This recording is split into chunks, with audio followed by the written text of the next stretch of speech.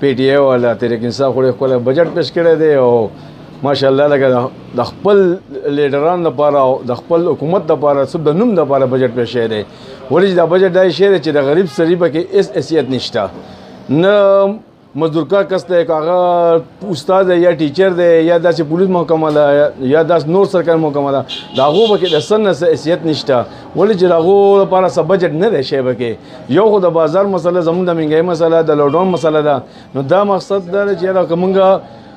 څه لاکډاون شي او سب بجټ داسې ووتو نو اخر دا دی چې دې نه خانه جنګي به جوړه شي موږ خو لکه داسې وزیر اعظم نه غوښتو چې کوم چې په موږ باندې راغلی دی وزیر اعظم خو دې د وزیر اعظم و چې هغه د خپل قوم خیخوایي خو دا خو لکه خیخوا خو نه دی دا خو یو ایجنټ یو سازش راغلی دی او زموږ د ملک او د تباهۍ سر دی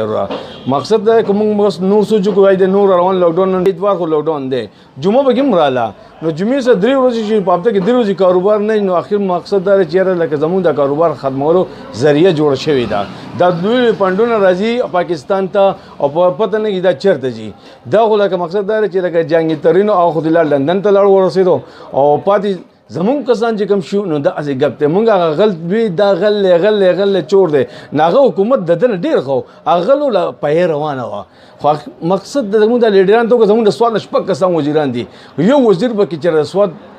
د منګورې سیټي یو کس تپوس نه کوي ټول له پورې غاړې لګیا دي څوک مولا سعید دی زموږ ایم پی دی په دراکیم نه ځای کس دی خو لکه حیثیت نشته هر ماښام 6 بجې باندې ګیس بند شي په 10 بجې راځي و دا د حق نه دی یو خو د بیلې مسله یو خو د اوبو مسله په دې کې د اوبو ډېر تکلیفونه شروع شي دي مرګري اوس دا د وړو مسله متبهران روان دي سخت روان دي ځکه چې 1150 روپۍ تروړه دا وړه تروړه چې اب ته زمون نه کېږي په کور کې خامخا ماشومان دي 15 شپږ بچي دي سرو بچي دا سړي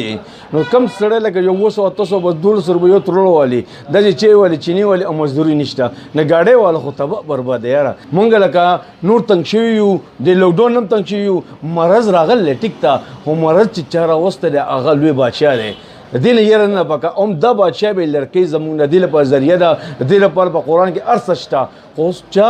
عبرت پکاره خو زمونږ حکومت چې نه بدی باندې نوټس نالي نه دا و چې را مدرسې د کولای شي نه دا و تعلیم یافته تعلیم د کولای شي تعلیم یې رزلټ کیږي امتحان د لسم یو لسم دو لسم نه اخر د ماشومان چې بګیا دا پیل شي کنه دوی پاس شو دو مستقبل به صحیح رستو دله سو اردینا عمر شتلو میاشت دو اسبه کور کې ناسیدلو او وس و چې موږ انډر کوی رزلټ ورکو خو دو کېږي بس امتحان کې بس کې یاره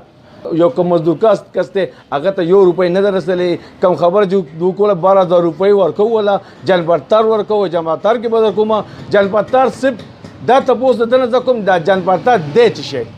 دا دی مال دې جواب راکې چې دا خزره او کو نر دی نشته وروره دا دروغ دی منافق توپ دی بکې او دی وځه اربونه پیسې راوم او دا به مزدور ترسي خو مزدور نشته وروره دا د تباہی سر دی او دا د بجټ چې کم بجټ دی او ته بجټ وای دا صفر بجټ دی دا زمونږ د عوام د سواد لپاره تباہی سر دی اسی بیگ منصبې اسی غبته دو تباہ کې په خبر تباہ کو زمونږ سواد تباہ نو خدای ته ګور رسول ګورې د الله نو یاري ګورا نو بهرحال لکه دا اوس دا د استادان د مسله راغله لکه یا کلاس 4 نوکران شو دا سرکاري محکمې لفین تو شو بهر کې نوکران کې سرکاري کسان لګیدلې د هغه غریبانو لکه ترخاصه مسله روانه وته هغه لکه 20 روپۍ وتم سیوا کړی نه او عمر بل لکه هغه مزدوري کوي نه لکه کم کسان پنشن او هغه پنشن چې هغه په 0 پاتې شو د دین خو خطر شي حکومتونو خو سنت ذریعہ غریبان ته میلای دا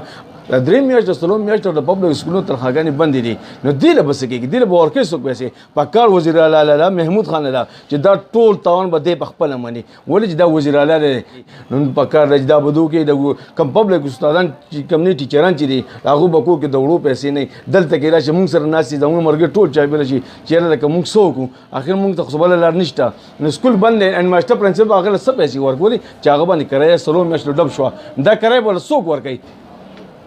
ښه لکه وزیران خو بهرحال ویناګانې کوي چې یاره زه لکه ریلیف ورکوم نه ریلیف خو دې غریبانو ته نه رسېدلی او دوی ویلو چې لکه کرایې مفت دي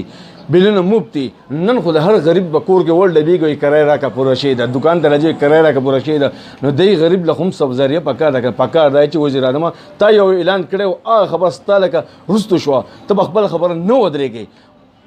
مقصد دا دی که ټول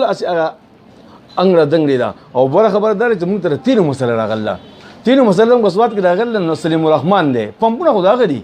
سلیم الرحمن پیزاګر ته لاړ چې لاړ نو وای موږ د شپې पेट्रोल ورکو نو کله چې पेट्रोल الته کې لاړ شي نو الته سوې چیرې چوکو سل یونیم سر گاډي ولاړ نه غریب سړی به ساره پر یا د پمپ ته ولاړي یا به مزدوري کوي نو لکه دا نشته پاو وای د 74 روپے 76 روپے لیټر دی خدا دروغ وای